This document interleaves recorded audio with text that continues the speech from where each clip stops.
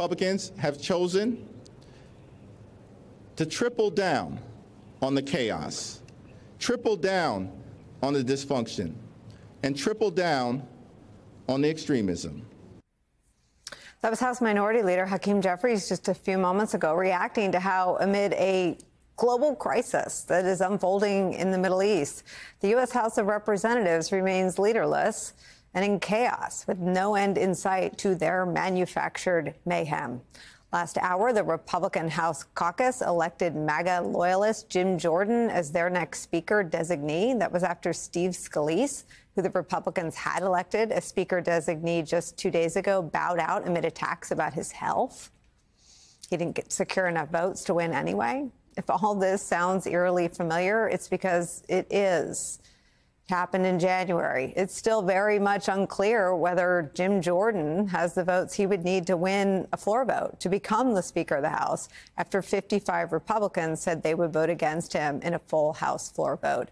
Joining our coverage, NBC News Capitol Hill correspondent Ali Vitali, also joining us, former congressman from Florida and MSNBC political analyst David Jolly.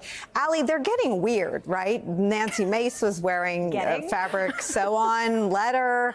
Jim Jordan, I mean, they smeared. I saw Congressman Jamie Raskin had an interesting tweet today. He said, when I was diagnosed with cancer, my colleagues rallied around me. They used it as a smear against Steve Scalise. As awful as they are for and to American democracy, they're just as horrible to each other.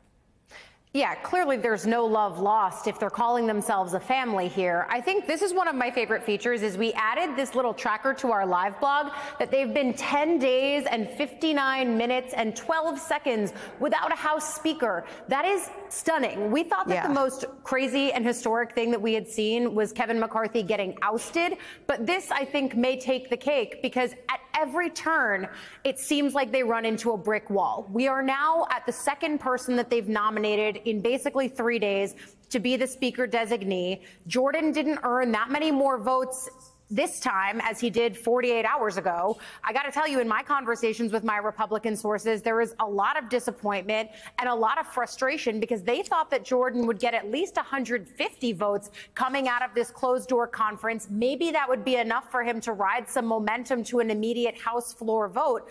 But quite frankly, as soon as he came out with 124 votes from behind closed doors, there was just a screeching halt to any idea that they might be voting. Now, other people are saying that it's because there's attendance issues, and certainly we're playing a numbers game here. But one person texted me just in the last few minutes saying, we just need to elect a speaker. And it sounds like it should be so simple, but it is so difficult when you have every single member of this conference being able to pull in whatever direction they want, and they can't even be lobbied block by block. It's not like the speaker designee is going to 5 members and assuaging their concerns, or another 15 members and he can get them on board. That's not how this is working. This is individual by individual, exactly the chaos that we saw in January, setting the tone for what we're seeing right now. So, Ali, we put up your little clock. I love it so much. We also had a Manu sighting, which I also love so much. Tell him I said hi.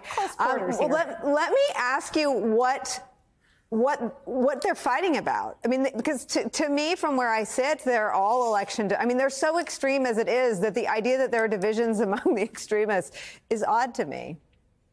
There are divisions, though. I mean, when you look at the fact that Austin Scott from Georgia, who I got so many text messages from Democrats today being like, I'm Googling this guy in real time. He was not someone who had a whip operation, which he reminded me as he was leaving the room just in the last hour.